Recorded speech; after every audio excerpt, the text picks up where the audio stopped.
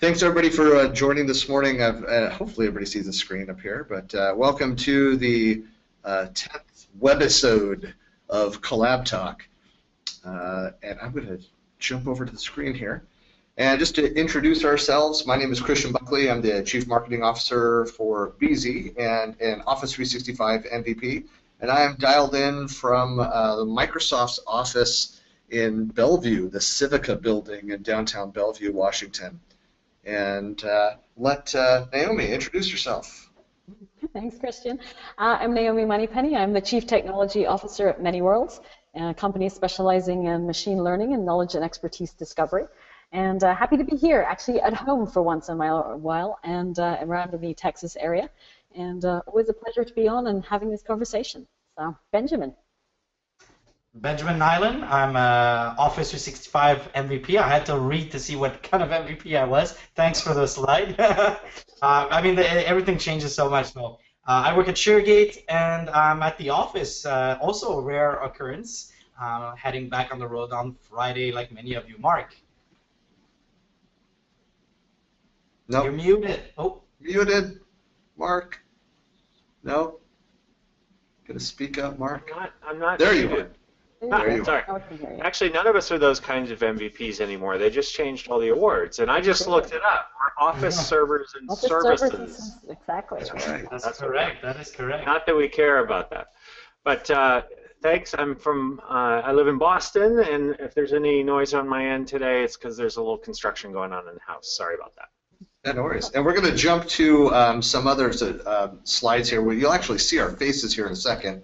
But this month's sponsor, so it's brought to you by Colligo and by BZ. And so we're always grateful to have sponsors of the show. What we're going to talk about today, we're going to three topics. And of course, we have our grab bag at the end, the mixed nuts topics, where anything can be discussed. But we're going to be talking about Office 365 Planner. Then we're going to get in and talk about collaborating within the Office suite itself. And it's nothing that like, I don't know what came out just brand new around that, but there's a shift that's been happening around the Office suite over the last year or so. And then we're going to be talking about mobility and SharePoint, kind of the state of mobility. For those that are following along, I know it's early for some folks, so we're here with not an adult beverage, but I'm drinking a Monster, and Naomi's drinking a Monster. Ben, you have a Red Bull? Is that true? That is correct. And then Mark, do you have like coffee or something, or what's your beverage of choice? I'll hold this mug up. Okay, all right. But so we're gonna the drinking game today for those that want to follow along at home. So digital workplace, telemetry, always a fan favorite, migration, preview, that one's gonna come up a few times, and feedback, always good. So with that, we're gonna switch over to the camera. I'll stop sharing here, but we're gonna talk about Office 365 Planner. And if we can see if it's switched to camera now. Of course. We can see your cameras. All right. Yeah, hey, well, there we go. So we're all here. So we're going to kick things off. So Naomi, why don't you tell us a little bit about the Office 365 Planner, and we'll go from there. Sure. Happy to do so. So I just put in a couple of links into the chat room just so that people have a little bit of context to look at. So Mark has posted the official blog that came out on the Office blog a few days ago. And I put in a couple of other links. One is to the IT Pro Network, so the Office 365 network, where there's a specific group that discusses the Office 365 Planner product. And there's some good screenshots in there that I took recently from the CIO Summit. So if you want to check that out, you can. And also Dan Holm did a fantastic job of authoring an article on IT Unity. So put that in there too, just so you have some heads up. So good places to look and good places to keep interacting if you want to learn more about Office 365 Planner on top of the Office 365 network. So let's talk about Planner itself. So it's one of those things I'm really, really excited to see how it's going to turn out. We've seen some screenshots, we've seen some demos. It's going to be released into preview very soon. So they've said this quarter, so it could be the next 11 weeks or so. And so it'll be coming out very soon. And so I think one of the things that's really important as part of our digital workplace is to be able to look at the different elements of coming together inside of Office 365 from an Exchange perspective, SharePoint, understanding what Project Server was doing before, and being able to blend all of these things into what people need to actually get tasks and projects accomplished. You may have heard about something called Project Highlander, which was the code name for this project offering before. But now that project has formally been integrated inside of SharePoint, we're seeing a lot more different tasks and availabilities inside of there. So the fundamental structure inside of Office 365 is basically you have boards and you have cards, and those cards correspond with tasks, and you're able to upload documents as part of those tasks, and you can see those tasks on a dashboard and be able to get some telemetry into your product. And so you see that there's different ways to look at this information. One of the things is really to be able to categorize it, to be able to prioritize it, and be able to look at these dashboards in different ways. You can look at basically how you prioritize those things. You can look at stuff that needs the most resources. You can look at things that are falling behind. So it kind of gives you that sort of Trello experience a little bit, but inside of the Office 365 suite.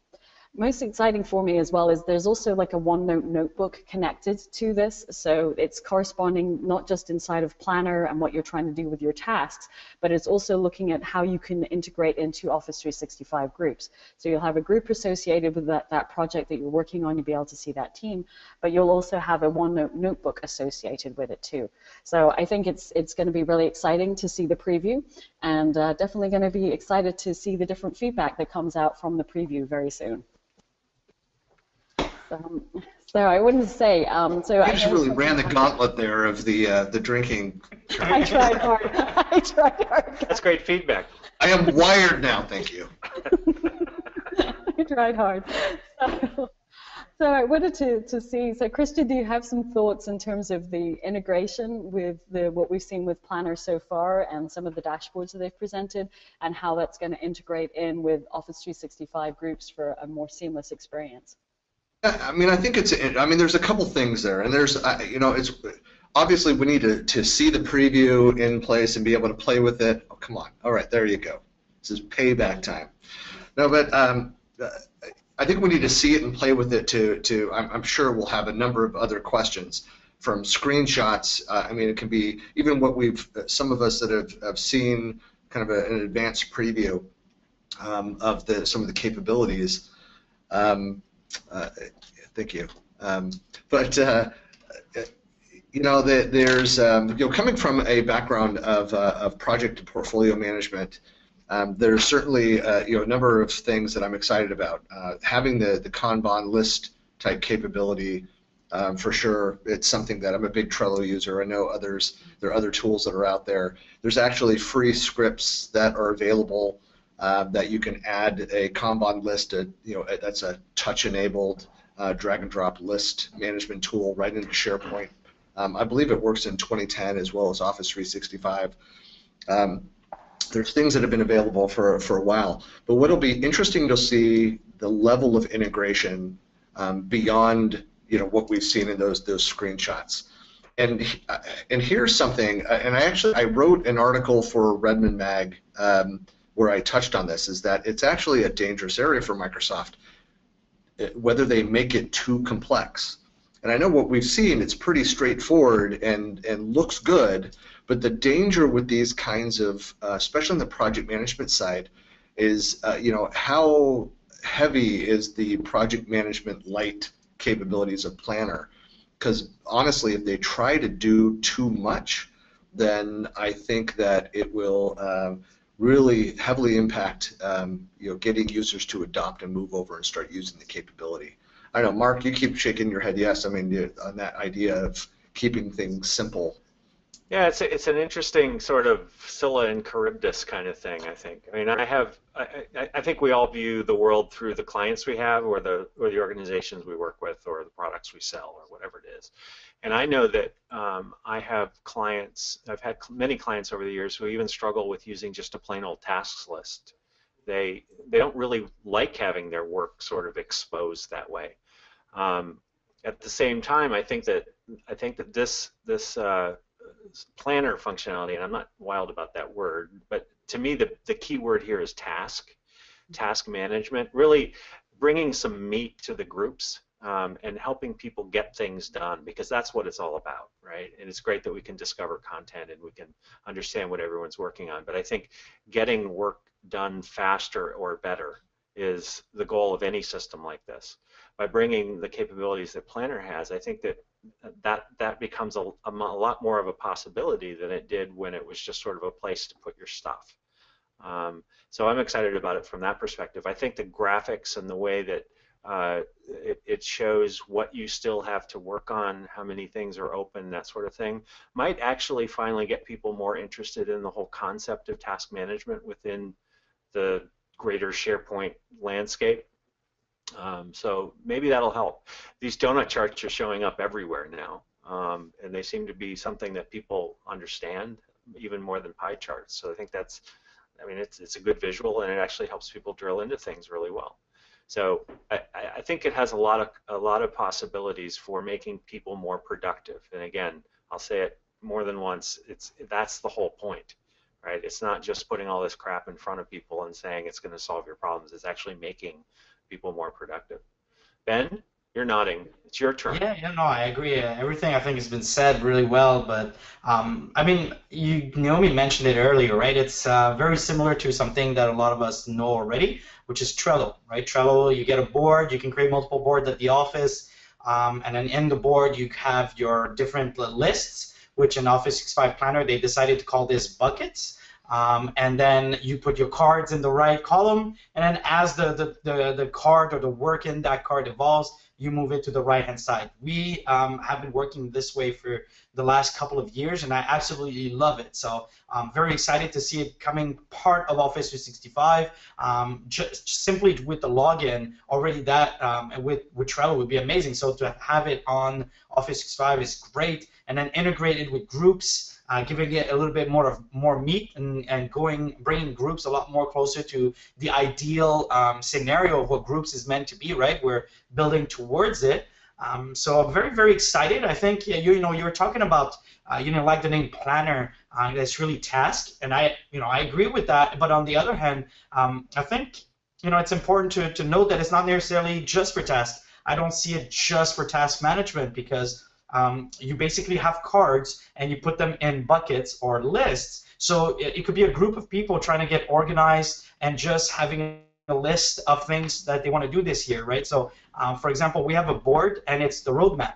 And we have the different columns are just things that are somewhere that are coming. We're using it as well from other scenarios. So sometimes it could just be to take notes of things for a particular group. If there's an event happening, you could create a column of all the things that's going to happen in the event in one of the columns, and another column could be the list of speakers, for example. So I think it's good that we call it Planner. Hopefully, it'll open up ideas on how to use this sort of card management differently than just tasks. But I assume a lot of people are going to start using it with tasks. I love. One of the things I love about Office 365, I said it many times, is this whole new concept of portals or ready-made solutions that work, that are mobile. I love these things, right? I wonder if, could I stop you there for a second, because I already did.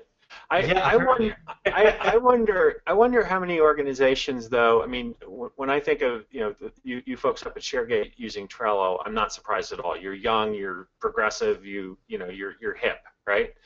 You're very good at what you do. I'm just wondering, when it comes to the classic enterprise kind of organization, whether this way of working, because it really is a different way of working. It's a different way of working, absolutely. Is going to be useful for some of the larger, more, we'll say, mature organizations, or fuddy-duddy organizations, however you want to put it.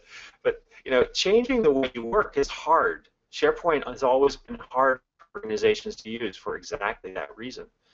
What do you think about it from that perspective? Yeah, no, it's going to be a challenge, but that's a whole other. That's not the technology anymore. Of course, he's gone. Is he still there? He's gone. All right. Well, ask the question and it disappears. There he's back. Yeah, no, it's going to be a challenge. I think that's more of a people challenge, but global. Generally speaking, we keep hearing about the digital workplace. And so, obviously, I think a lot of people are looking at new ways of working in teams instead of top-down. And I think the approach of this new planner helps promote groups in general, helps us change the way that it works. But before you ask the question, one thing I did want to say, because as I'm doing more and more with Office 365 and seeing how everything is playing out, I'm becoming a little bit more wary of the user experience. So I love Planner. I love the idea of Planner. I would like to see it in action, and I want to see how it actually flows, how it actually works.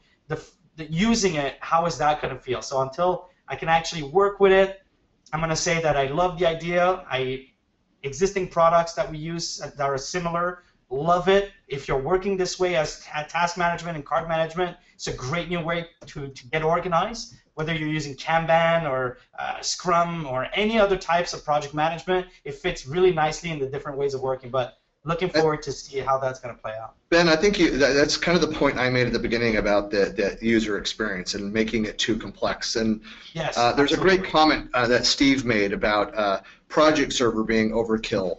Again, my background with these project portfolio management tools is that's exactly right. And to your point, Ben, is the more complex that you make it, and Mark's point about the amount of change that you introduce to an organization, if you require to get the productivity out of the solution, if you require a lot of manual input, just a dramatic shift away from the way that employees are used to entering in their status around these tasks and projects, then they're not going to adopt, and it's going to be a problem. So you'll have a very glossy, shiny, new UI tool over here that very few people will use, and then some of the power, the real power behind a solution like this, and Naomi, I'll let you jump in on this, but is around the analytics then that come out of a system like this. So all those beautiful the visuals that we get from these types of previews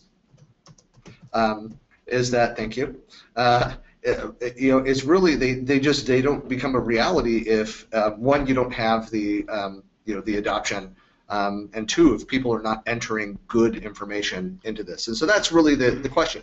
How much is Microsoft going to put into this? How complex are they going to make it? And then how much of a change will it be for users in how they're doing things? I don't know, Naomi, any other thoughts? That's totally the issue. So I think it's a great point because we're seeing these new tools. We're seeing things that make tools, working on these areas a lot easier. And so the problem is, like, it's not the tool that's the restriction anymore, right? Before it was like, using Project Server, even just running MS Project on your computer. It's like if you didn't like Gantt charts, if you didn't enjoy doing all of that stuff, right? Nobody wanted to use it, right? It was a bad user experience. It did fantastic stuff, but it was really difficult to manage and it was difficult to learn. So now we're democratizing that, right? And we're seeing Microsoft do this over and over again. They're democratizing, they're sort of lowering the bar to get into this tool and access this productivity, but then it's all about that behavior and that work change.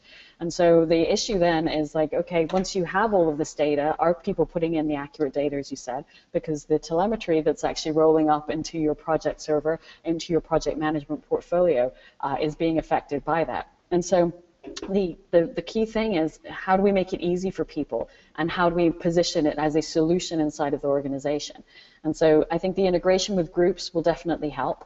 I do think that task management, if you are not currently using tasks, maybe inside of Outlook, which have actually gotten really quite good, but suddenly having shared tasks will actually be very useful. But I think also just having that integration into OneNote, so capturing all of the tasks of what's going on in the project meetings, the way that you might run a team meeting might look substantially different, right? You might start out with the agenda planning, you might do that in OneNote, you'll have some conversations, maybe going into the Office 365 group, and then you'll go into Planner and say, hey, here's the tasks, here's that came out of the meeting, and maybe that rolls up into a project, and then maybe that becomes into something else.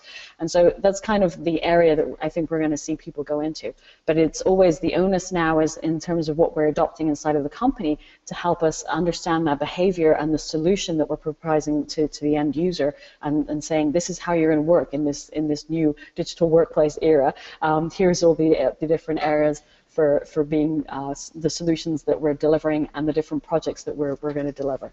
I think this will be really helpful, though, I have to say, from a remote working perspective. So I think having one dashboard inside of your Office 365 planner, seeing the buckets of stuff that you're working on, you know, being able to sort out your tasks, I do think that will be very helpful, and have that degree of connectivity with the team instead of having to have a once a week, you know, everybody sits on the telecom and, you know, talks for 5 minutes and is quiet for the other 55 minutes. So I do think that will work. We should move to the next topic, maybe. Mark, were you trying to talk there? Yeah, I'm trying to go like this. Can you hear me now? Yes. Yeah. Yes. So this does give us a new set of tools when it comes to work management on the spectrum, right? So anything from just a plain old task list, or hey Ben, would you please, you know, do this thing for me, to you know, Project Server. You know, somebody told me once that Project was actually developed as a way to help build Boeing airplanes, which makes perfect sense. They're right down the road from Microsoft. It's way overkill for almost any other kind of work, and so that, you know, we see that, and that's why a lot of people look at Project and just say, I don't get it. You know, you click that work leveling thing and you're screwed. You know, it's a very complex tool. This will be a very good sort of mid-range tool that I think brings something to what the way a lot of organizations really work, like the way groups support, and will help us with that sort of lighter task management, work management stuff. Not that it won't scale to something that's more complicated, but it won't sort of be that tremendous overkill that we see with things like Project Server, I think. But let's be realistic that the way that most people work is the reason why Excel is the #1 project management tool, because people will just go and create a list. And I think, for me, I mean, that's why moving to Trello or Wunderlist was such a natural progression from the Excel spreadsheet over to something a little more capable. And honestly, I mean, I really liked some of the task features within SharePoint 2013 out of the box, and was, you know, when we were told that some of that capability would be deprecated a year ago, that something new was coming. I mean, it's very exciting to see that there's finally something new that's there. It's just in a different format, I think, than some people were expecting. Not that that's bad, but we need to play with it first. But, you know. We're all waiting for the preview.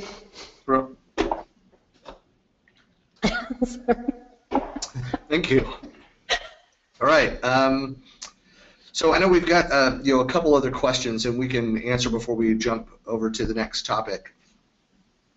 Yeah, there's Jeff had a good one. Jeff had a good one about, and do we have any idea how the tasks will relate to Exchange, Office, Outlook tasks? How do we see that integration playing out? Since we haven't touched it, we don't really know. But yeah, I don't think it's the goal of a planner. I think we keep saying tasks, and I think that's another reason why they didn't call it Office 5 Tasker or whatever. It's something separate. You could use it for task management. That's why I said it earlier, because all it is columns with cards in them that represent something, and you move them across the columns, or it's a the columns are, or the columns are, if you want to, right? Or the columns are there just to identify and organize yourself. No one's saying that you have to use Planner to move cards from the left to the right. Generally speaking, that's how we use it. But if you want to use Planner to just create one column to say that's called inventory, and that's it, and it never moves somewhere else, it's just to get organized, that's one way to do it. So I don't think it's there to integrate in Exchange tasks or try to compete with them. It's just to create another way to get organized or to plan, and one of those aspects is definitely Planner. But the last question that connects a little bit is, one thing with Trello that's hard is to keep seeing that summary of all the dashboards that you have, and let's say all the things that are assigned to me. Right now we haven't seen anything that would show this, but I mean, with the Office graph, whether it's Microsoft building it or that you do a sort of custom next-gen portal that allows you to do, I mean, I would expect people on Office 365 E5 alongside their new Delve Org Analytics to get a planner task or planner organizer summary or in the future. I think the way Microsoft's working these days is, look, we're going to drop planner. We're going to see if people are using it. We're going to see how they're using it. If we hear through feedback that they get a lot of Naomi, I said feedback. There we go. If through feedback, it took me a while. I'm sorry, I was concentrating. So if they see that there's a need, and if they see that they need something else, they'll prioritize and then give us a summary later on. But I don't expect anything of the sort upon release. That's for sure. Yeah. All right, we're going to jump to topic number 2, and continue to ask questions. And of course, we're providing all of our contact information, so you can jump over and let me jump over the slide here. Let me do this. Here's this mess. If you can see that, hey, there's that article that I wrote that I mentioned before. All right. Slight plug, just a slight plug.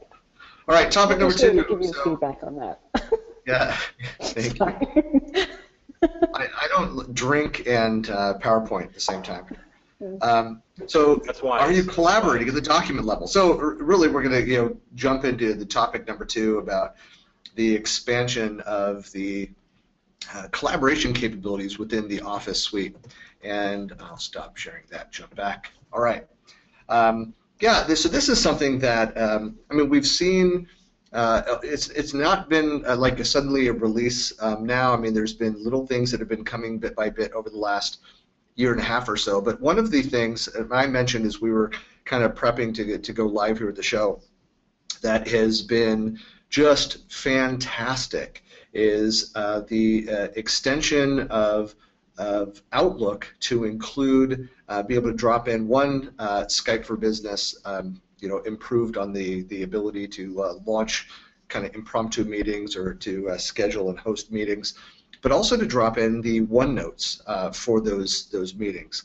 Just fantastic. There's a number of us which were already kind of using it that way, and we're starting to host OneNote out in our personal OneDrives, for example, and in managing meetings through these capabilities. But you're seeing more and more of this kind of cross-pollination of collaboration capabilities across the suite, whether it's being able to do in-document editing or the real-time co-authoring, but also just the sharing of the capabilities, which I'd say even would go back a few years now, but within the Office suite, of the real-time visibility into the presence awareness. That was one of the first steps into the improved collaboration. And it used to be something, if you go and host the servers independently, you could actually go in and you can enable all of the telephony aspects of the presence awareness. So you can actually right-click on telemetry? No, I did not, Mark. Ah, I'm sorry, I misunderstood there for a second.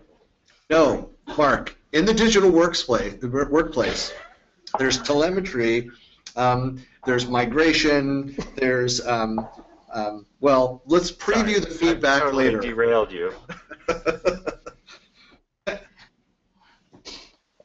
Wow.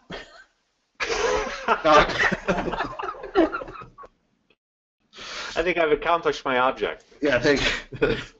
Yeah, so we're going to turn over to questions now. No, yeah, thank you very much, Mark. Anyone else? So we got these little bits and pieces of collaboration that are coming in all over the place. And in fact, you guys just Naomi was pointing out to me before we started that I could start to share a Word document, and I've invited you all into it, and I'm sure you'll all come in and pester me in my Word document sometime soon. I deleted that request, but thank you. Yeah, of course you did. So, alongside the work that we're doing, we're starting to see more and more of those little integrations. They're not Yammer, which would have been what I would have expected to start showing up. They're something else, and they seem useful. Have you all seen people actually using these capabilities besides us when we're not totally normal? Mm-hmm.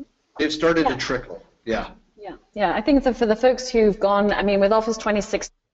out, right? So if you've already started deploying Office 2016 inside of your organization, then you're seeing some of these new things. And I think I put a little short video out there just showing how you can be collaborating inside of a Word document, and then you can share that document out just like Mark did, and then you're able to basically interact with somebody directly on Skype. So you're having that unified presence there, which I think is awesome, because you can't tell which team at Microsoft delivered that functionality, right? Was it the Skype team? Was it the Word team? Was it something in Office 365?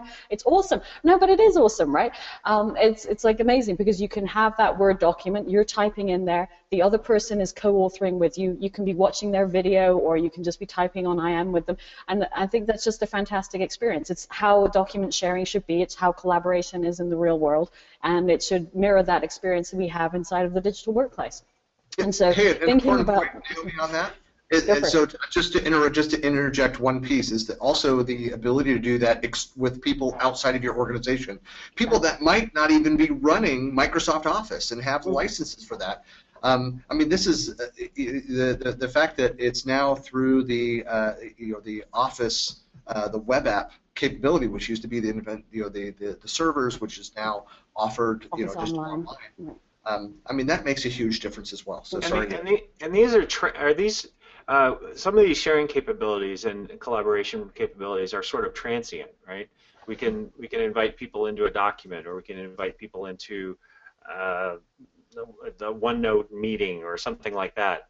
But it doesn't. Does it persist? So, for instance, can we create sort of a sharing session and then it's gone? Because I think that's one of the problems we end up with, all these rampant permission management administrative problems, right? Mm-hmm. Yeah, so you can certainly share it. So if you're in Word, for example, and I bring you in and you co-author the document with me, and that's great, and I say, thanks for your input, or thanks for your feedback, Mark, and then I shut you off, that's all good, right? So I can do that. And so I'm a little hurt, but other than that. I always take your feedback so seriously. But at least I can do that, right? And as Christian mentioned, you can bring in folks. So you're using Skype. You might be using Skype for business inside of your company, but the other person who's your external contractor or your consultant or whatever is just using regular Skype, and they can be doing it through their web browser. Right, and I think that's just amazing, right? I mean, literally, they can be doing these things even on their phone if they try. So it's kind of just that collaboration experience that we've been looking for. And seeing some of those improvements also just inside of Outlook, being able to send modern attachments, right, which is basically I don't send a copy of the document, right, I can send a copy of the link, and it's super, super easy. And there's this little recent menu that pops up in Outlook, right? I've used that like 1 million times in the last few weeks, right? Just there's a little recent document, so when you go to attach something, it has a list of your recent files. It's such a simple thing, but it's so much faster than going to have to look for the, where I stored it in OneDrive or whatever. So it's just, little things like that have really made a big difference, I think, from a collaboration experience. Just easier, getting work done is just becoming a lot simpler. They're like these little collaboration touch points as opposed to, as opposed to, you want to add somebody to a team site and it's this monolithic IT discussion, right? And we're seeing that lighter touch with groups, but some of these things they're 5-minute things. Let me get my lawyer into the document so that he can tell me what the language should be, and then I'm done with him. I don't have to invite him into any fancy thing. He doesn't have to learn anything. He just gets an email, clicks a link, it opens, we collaborate, we're done, right? Mm-hmm. I think that as a consultant, then having to come up with, well, how do we do screen shares and things like that, which is the first 10 minutes of every meeting is wasted on. It is almost consistently always 10 minutes, right? Can you hear me? My link's not working. If this cuts down just on those 10 minutes and the meetings, oh, man, everybody's going to be happier, right? I think there's a great question, and I know that there's a couple of comments, but that came through, but around the concern about security, like we mentioned. Just the permissions that have to be created and for organizations that are very concerned about the auditing, the auditability of these, to be able to know, okay, who invited whom, what did they actually go out there and share, what did they go and edit, when did they stop having access to that. and being able to lock that down. I mean, you have, without some of those questions being answered up front, the default answer to the majority of those, any organization that has those kinds of concerns will just be to turn it off, not allow it. And so there still needs to be an answer from Microsoft about what this looks like. I mean, you have a number of vendors that are out there, and Ben, I don't know enough about what your tools do in the admin side of the house, but other ISVs that I've worked for with products that would go in and show the complete kind of tree is because, and the reason we built the functionality is because organizations need to have that level of visibility. I use the word control over the collaboration, but it's just because they're responsible for what happens with that intellectual property. So they need to have that level of visibility, be able to enable some people to collaborate in this respect and others to not. And for me, I've just not seen enough information about that shows that to me that Microsoft is thinking that deeply about those issues. And maybe I'm completely off, but somebody correct me. You're right. I feel that's the point I was going to bring up is security. And see, like you said, as a product, as an ISV, it's one of the things we identified very, very quickly when we're looking at. What company is that, Ben? I don't remember which. Oh, sorry. So when people are doing a migration to Office 365, right? They're going there, and one of the main appealing aspects of Office 365 is obviously that there's less to build, right? It's ready. Groups are ready. Portals are ready. OneDrive for Business. And what we're encouraging, or what Microsoft is encouraging, is the opposite of what we've been doing, I find, is to help people work more, productivity, right? Start it from anywhere. Delve will figure it out for you after, or this or that. And so we noticed that there's a lot of people being scared of losing control. Right? Who has access to what, and happened to us at the same time, right? If you add somebody, an external user, to access your document, and then you forget to remove them, what does it really give them access to? What if in 2 months somebody brings the everyone group in that same site where you had added an external user for one document? All of a sudden that external user has access to the entire team site through the everyone membership that you may have added. So there's a lot to worry about, and it is something to look at. I think what Microsoft has said they were doing, and you know what it feels like? It feels like they're doing these to test them out, and if it works out, they're going to rely on the new management API that they released, or maybe it's still in preview. And if it is, through the APIs, I think they're gonna give us little things. Like for the last 2 years, they showed us this audit capability that's going to come out. I've never actually seen it ever, but we've seen it for 2 years at Ignite, and that's why I'm talking about it a little bit like that, because come on. But it is, I think they're going to give us a little piece like they've always done, and then rely on the API and third-party vendors to provide the more complete solutions around security management and who has access to what and auditing, because now the whole philosophy is almost, it doesn't matter where you start with your document. It could be in groups, could be in your OneDrive for Business, could be in a team site, could be in, I mean, I don't even know anymore, Yammer, could be in wherever it is, and then we'll figure it out, right? The problem is we still have to maintain certain control depending on the company. So that's going to be a big factor for Office 365 in the coming months, years, for sure. No, I'm wondering if we're going to. Oh, sorry. Go, Naomi. Go ahead. I was just going to make one point. So one of the things I am seeing from an Office 365 admin perspective that we really need to focus on. There are so many companies who are out there who don't have things like DLP policies set up. They have no idea about regex, how to put regular expression into different things. That is something that people really, really need to start looking at.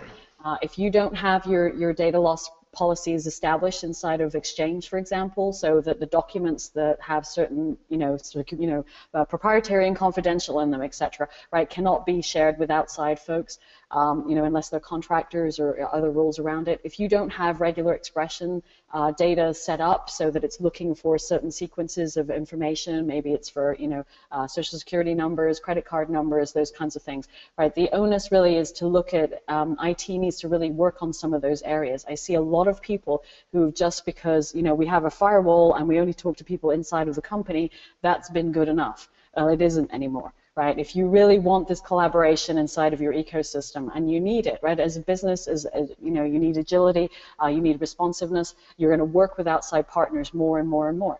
And so, really setting up things around DLP, understanding what you can do with regex and other, you know, additional products on top of that becomes really, really important as part of Office 365 administration. I was going to just add two things, and just on top of that, Naomi, yeah, if you think that, you know, hey, we're behind the firewall and we're secure, what you need to do is you need to go and do a search on YouTube for Liam Cleary and check out his So You Think You Can Hack SharePoint session. It's fantastic and will make you feel very vulnerable. Well, and actually, very little of it is a technology problem when you come right down to it, because even without all of even when you put all those controls in place, people will work around them, because if they want to share a document with an outside party, they will. Yeah, it is, but if they want to share a document, email is the first point of contact. So. You know, they'll go put it in Dropbox or something. You know, I mean, there are ways to cheat around this. So if you make it too onerous, then you'll have people doing the wrong thing, or at least not what you want them to do. Yeah. So I think that having these collaboration, you know, again, the way I described them was touch points. I think by having those touch points easy, and I think we're exactly now we have a symbol. You know, we remove the barriers. People won't start to go around and sort of try to beat the corporate policy. They'll say, well, this isn't so bad once they're aware of it. The last point before we jump over to our third topic and move on, I was just going to say that given some of the conversation that's kind of happening around the MVP channels about some of what's coming up, I'm expecting to hear something around this topic, around some of the more around the security aspects of these new releases from the keynote that Jeff Teeper, Seth Patton, and Bill Baer will be giving in Stockholm next month for the European SharePoint Conference. This is something that Microsoft is making a lot of investments in, and over the last 2 years, you know, they have been working very hard on partner and customer evidence around the security compliance topics, and so there's a lot of information that's out there. There's still a lot of, you know, a lot of questions as we've brought up, but there's certainly a lot more information. So our last topic, and I won't jump over to the slide, I think we can handle it, but is the topic of... PowerPoint, no! Should I do the PowerPoint? Can we talk without PowerPoint? Is it possible? No. All right, here we go. Ooh! Yes! There it is. You're on the wrong slide, but that's okay. No, okay, no, I'm moving over to it. Now you're right. There it is. Yeah. It's just a slight delay there. Uh-huh. Come on, Mark, I'm a professional. Come on. Okay, so with that, so what is the state of mobility? Where are we? So I know that Ben, you're a billboard for mobility right now. There you go. Right. The wrong kind of mobility. Line it up. Yeah. Yeah. There you go. What's the state of SharePoint mobility?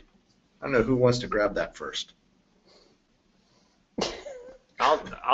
There's silence, wow. And I'll jump in. Wow. What I've noticed is that on my fruit phone here, I'm ending up with more and more apps that are created by Microsoft, and each one is a special experience that helps me do something special experience that helps me do something better with the data that's stored in SharePoint or Office 365, or helps me manage that tenant or whatever. So when we're talking about mobility, I think I struggle with that word a little bit. It's not about, you know, being able to move our bodies around necessarily. It's about when we're somewhere else, can we continue to do the work that we want to do, whether it's on a phone or a tablet or a laptop that we're carrying with us, whatever. And or a watch. And we're seeing Microsoft put stuff on Apple Watch. You know, there's no problem now at Microsoft with coming out with things on other platforms first, which is, you know, if you think about it, 3 years ago we would have said that would never ever happen. Right. So there's been a huge shift there. You know, there's some just funny observation at the MVP Summit, which is, for those that aren't familiar with, it's an annual get together on Microsoft campus with the MVPs. I can't remember what it was. It doesn't matter what it was. They were announcing something, and the fact that it was already out on iOS, and they were on some date that they gave, it was available on Android. And then that was the end. And then people in the audience are like, wait a second, what about the due date? When is this going to be available on Windows Phone? And their answer was, we do not have a due date for a roadmap of when that's going to be available on Windows Phone. But I mean, that tells you something, the shift that has happened over the last couple years inside Microsoft.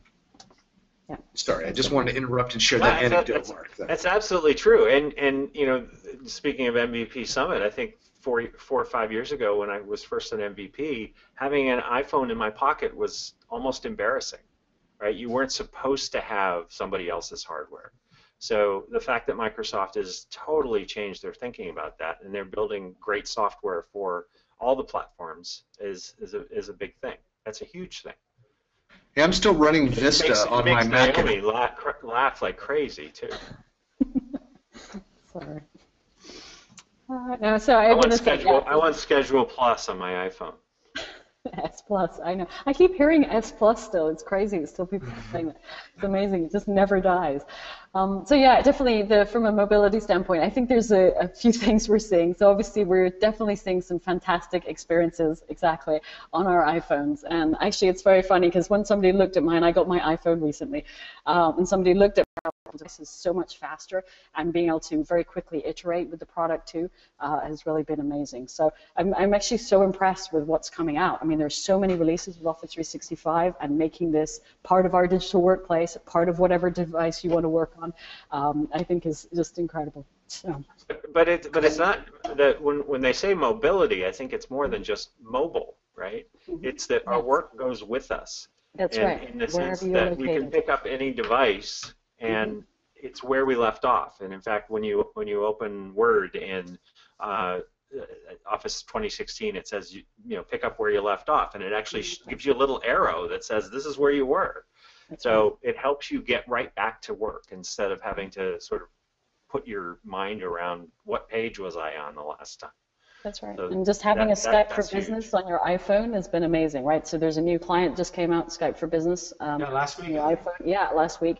And I was like, yes, it works awesomely. I'm like, I love this. There's nothing better than being able to put your headphones in and do your PowerPoint presentation on your screen. And it's like fantastic, right? I mean, it's just so simple, but it's like, it makes me so excited that I can actually do my calls from my phone and not worry about where I'm located, if I'm in the airport, whatever. It's fantastic. So.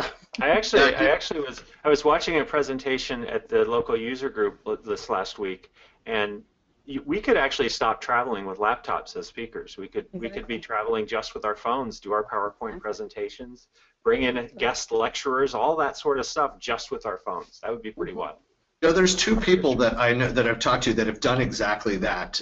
So Chris Beckett a couple years ago, who's those that you don't know Chris, he's a MCM, so a certified master in SharePoint, and so he got rid of his laptop at one point, was traveled his phone, and I think he decided that he needed a bit more firepower. But the other person who is traveling regularly that I'm aware of that is going to do a presentation is Michael Knoll, so another SharePoint MVP.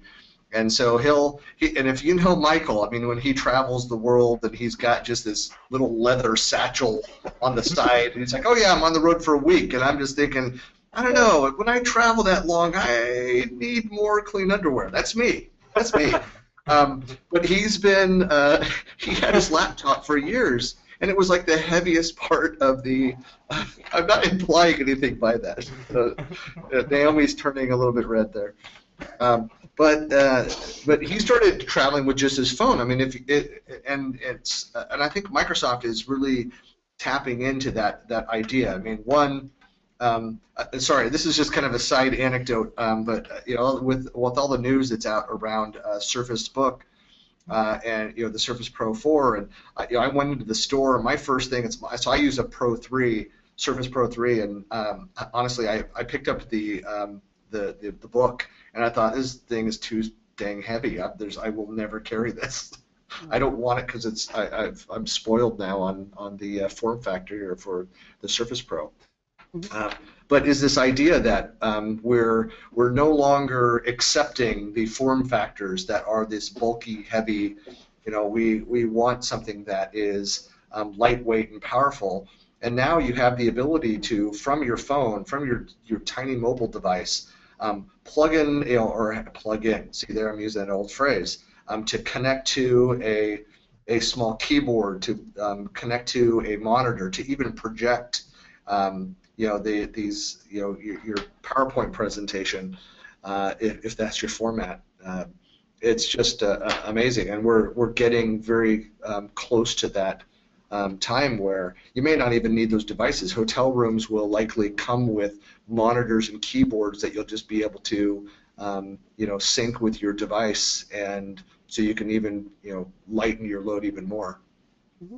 I don't I think we're it's that far exciting too for all kinds of populations of workers who've had to do things in batch processes. So if I think about, I used to work in the oil and gas industry, right? So you've got a lot of remote workers out on the site, and it's always like you had to schedule batch updates, or you had to, supply them with these, tough books that were like industrial things that, it's like somebody dropped it, it would like bounce, it's like, so it was like, but it was always this issue, connectivity was one of the problems, and we're obviously solving that, but the other issue was just how do I get that information from the field really fast? And so even people who may not have been provisioned with email addresses before, we're now seeing that productivity coming to them, right? So they can work on things, they can open, MSDS data sheets, they can be looking at safety and health and environmental issues and being able to input that data and have it sent back. And doing it from a mobile device that's a good way of working. So I think it's really helpful to see that we're lighting up those populations in some ways and being able to take some of those processes that were not agile before and maybe make that things a little faster, so you make better decisions in the field from it too. And if we go back quickly to just to finish off the state of mobility in SharePoint, so if we're just looking at SharePoint for sure, there's not much right now, I mean, if anything at all. And then in 2016's preview, we noticed that it's not responsive, though they called it responsive initially. It's a mobile page, a different page that shows the content of your SharePoint site. It's very neat, very nice. We'll see what comes out. In terms of Office 365 SharePoint, you mentioned groups and you mentioned video portal. The benefit from that on their side is that they're building single-page applications, right? So the new Delve blogs, the new Delve profiles, it's all one single page. So when they need to update it in the future, it's just one page to physically change to become to adapt with the mobile needs of our industry. So in terms of continuing to work on another device or where we left off, I think it's getting a lot easier, especially on those on Office 365. Because it's always just one page to manage. It's that whole cross-site publishing concept, so to speak. So I really, really like it. For SharePoint itself, we'll see what comes out with the 2016 release.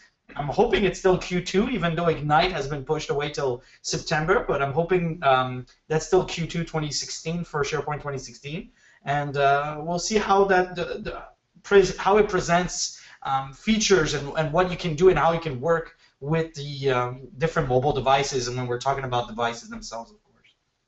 And Steve asked the question, what's the best mobile app for updating lists on SharePoint 2013 on-premise or 365? And as we all know, this is the sole reason why Ignite was pushed back to September. No, I'm just kidding. I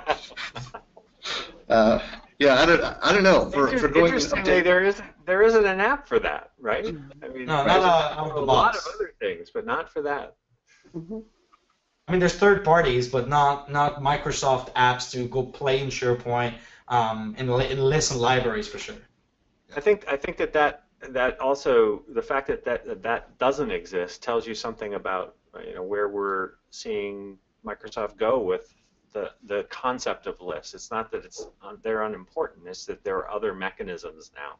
They're moving to different architectures. You might want to interact with a productivity app, right, for it, as opposed to doing it directly into SharePoint. You might have a product, you might do it through Excel, and that would populate SharePoint in the background or whatever. Sorry, Mark. It's also part of that dread forms discussion, because a form on mobile is still a form, and there's not a great solution for that right now. So with the last couple of minutes here, I just wanted to, this is our mixed nuts, lovely screenshot, yes. Anything else that late breaking news that anybody wants to mention that we might be covering in an upcoming episode? Ignite in September, yeah. Well, What? the move of Ignite. Ignite, which we've Yes. already touched on, that was a big thing a couple days ago. Yeah. Mhm. Yeah. So we have no information as to why. No But, idea. yeah, but yeah, so that's pushed back, and I know that they wanted a different date, and the city of Chicago was unable to provide the convention center on those dates, and so they've switched down to Hotlanta. So that'll be great. I actually really enjoy all of my trips down to Atlanta, so looking forward to that. Love that airport, fantastic. One other thing I did want to mention quickly is that the Office 365, the Success Center, so all the resources that help you to adopt, migrate, deploy Office 365 is being moved to the Fast Track program. And the Fast Track program, I think, has had a lot of visibilities with partners and maybe with MVPs, but not a lot with actual end users, consumers. So if you're looking to sign up for an Office 365 trial and have all of the resources that are part of the Success Center, so they have a lot on deployment programming, how you communicate with users, adoption, etc. You'll be going to fasttrack.office.com. From now on, so it's kind of a new thing, and the way that they've sort of changed that process of both having an onboarding migration, maybe of your existing email, but also having all of the resources for success as part of that too. Is that still available only for organizations of 250 and up? No, it's everybody now. That is their one destination now. So fasttrack.office.com is your one place to go, basically, and they're migrating all of the customer success resources to that site as well. And you can do an adoption plan, and you'll get services from Microsoft as part of that, and you can interact with partners and all that good stuff. So it's the one place now. Just wanted to mention that. Well, thanks everybody for joining this episode. Again, thank you to Colligo and BZ for sponsoring. And if you'd like to know how to get in contact with us individually, maybe the slide will eventually show up. Almost. It wants to move. Maybe not. There it is. Of course, you can follow along with the conversation on hashtag CollabTalk. For those that participate, we've got a tweet jam that's in a week. I don't know, if the three of you, are you guys participating next week? I think so. Conference. Okay. Try not to miss speaking, yeah. Yeah, all right, yes. Okay, and then here's our contact information. Please, if you have follow-up questions, feel free to reach out and connect with us individually. And of course, if you, I'm sure everybody who's here is now registered, but so you'll find out about episode 11 this next month. And we'll be sharing out soon the topics that we'll be covering. And of course, you can find all that information out on itunity.com/collabtalk. And tell your friends. All we ask is that everyone who's here listening right now, the sound of my voice, bring at least 25 to 50 other people. That's all we ask. And suggestions for the next drinking game too. Yes, of course. Maybe we should just make that part of the audience participation at the beginning, that they propose the words. That's all right. Well, thanks a lot, and thank you to Lyman for keeping us on task with this and behind the scenes. And everybody have a great day. I'm flying to North Carolina, so I will talk to you all soon. All right. Cheers, thank you. Bye. Thanks. Bye, guys.